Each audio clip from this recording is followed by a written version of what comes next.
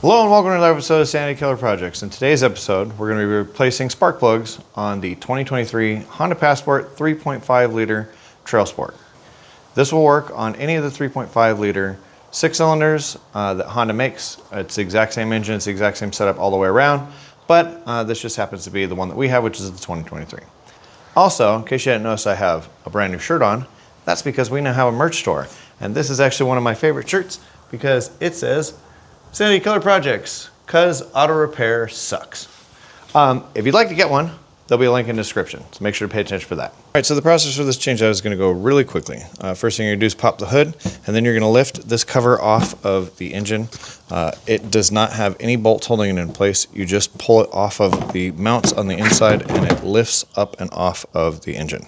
Okay, because there are 6 spark plugs on this, there are 3 right here, and there are 3 on the back side right here. All right, because it's a V6 and because it's almost impossible to see what the back looks like with any sort of camera, I'm going to show you how to do this on the front ones.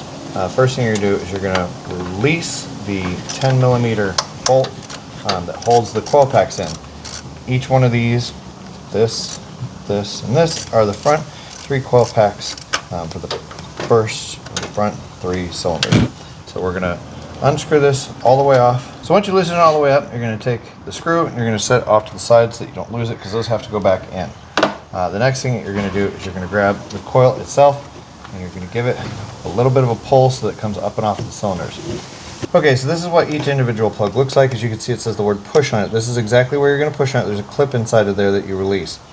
Don't take the rubber part off. The rubber part doesn't come off. You need one hand to hold onto this and the other hand to hold onto the coil pack so you can separate them away from each other as you're pushing on this. If this doesn't want to give, the other way that you can do it is you take a little set of pliers like this and you squeeze on the top of it as you lift. You have to be careful though, because the wires inside of your coil are not super thick and you don't want to yank too hard pulling them up or you could snap them off. You just want it to release off of the little hook that's on the top of the coil pack right there. Once you have that, you're going to take the coil pack, you're going to lift it up and out, and the spark plug is down in the hole just below. Okay, so now that each of the coil packs are removed off of each of the cylinders on this side, we're going to take a 5/8 inch spark plug socket, which looks like this guy right here. And the special thing about it being a spark plug socket is it has a rubber boot in the inside of it. We're going to drop it down into the cylinder. Now, one of the things that is the most irking thing about engineers that make cars is a 6-inch and an extension is what you would normally put, but I don't know if you can see very well, but the distance between here and here is not 6 inches, and you can't really fish it in between the fan and get it into the hole.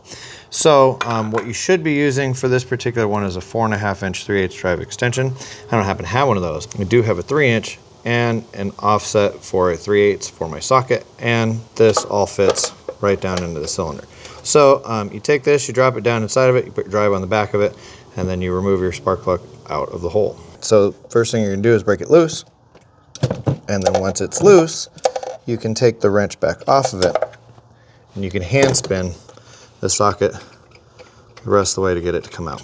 So for reference, this is the one that came out, and this is the one that is going back in, and it looks like they're exactly the same part.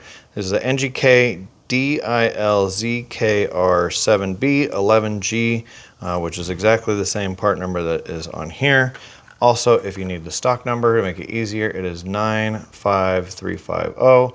That will get you a replacement set of spark plugs for this.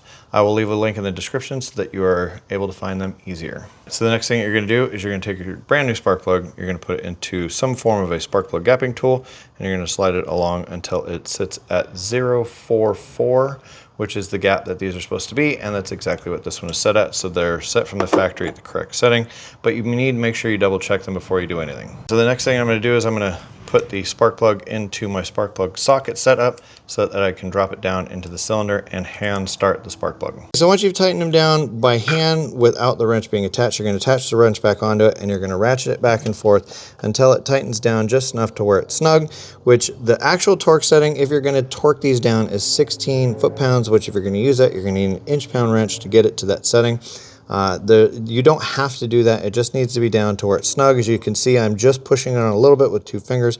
So I'm basically at snug and a little bit more, and it's holding tight right there. That's exactly where I'm going to leave it set at. If you over crank down on these, you can snap them off inside of the cylinder, and that's no fun to deal with. There is no magic special trick to doing the next 2 on the front. There's really no special magic trick to doing any of the rest of them, but I'm going to keep going and get the rest of these front ones, and then I'll show you how to put everything back together. Once you have the spark plugs actually done and installed, you're going to take the coil packs, you're going to slide them back down into the holes, and you're going to take the little plugs and you're going to set them over the top of them. You have to kind of do this with it out so that you have the ability to move everything around, but you're going to take it and you're going to push it until it goes click, just like you just heard, and then you're going to push it down and you're going to put your 10mm back into place. So once you go to install the 10mm screw back into place, I usually do it basically like you're seeing now, just backward spin it on the ratchet until it gets close, and then just tighten it down, again snug. This has a really low torque value also, so literally just lightly snug down until it's held into place. You don't need to go too far, you'll crack the mount for the coil, and then you'll have problems with your spark. All right, so unfortunately there really is no easy way to do this to get to the back on these, but you climb up on a step ladder, and in my case what I'm going to do is put my knees on this and lean forward to the back of the engine. Once to here, everything is still blind. One is here, here, and one is close to this wire loom where everything goes down to the back side of the engine. It's like right here. So you're going to aim for those, and then you're going to take your 10mm out.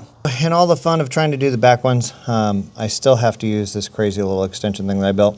A full 6-inch still does not fit into the backside. We try to put it in there, it just gets stuck up against the back of the firewall. So you got to use either a 4.5-inch or a 1/2-inch drive with a little stubby setup to make it all work.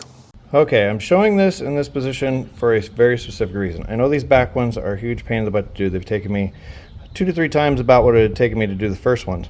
But as you can see, my leg is right here on top of the motor, and I was crouching down using the wrench and the motor that way to be able to get at everything. That is the easiest way to get in and out of the space. I know it sucks, and it'd be too hard for me to show you everything because everything's very blind back there, but all I have to do is set the coils back into place and click them in, and then this side's done. All right, so once the spark plugs are in and done and you've completed them, you're gonna put the cover back on. This does not go on super easy. You have to align the 2 in the middle first, and then bang it down into place, and then get the 2 in the front. If you don't, it just flops around and slides all over the place and fights you the whole time. All right, so now that the actual physical work of this job is done, the last thing I'm gonna do is I'm gonna start it up, run it for a little bit, make sure it doesn't get any codes. It's very possible for you to break a wire on any of the coils, or to have not seated one of the coils all the way down onto the spark plug so that it actually connects and makes a spark. But that will be the conclusion of the job.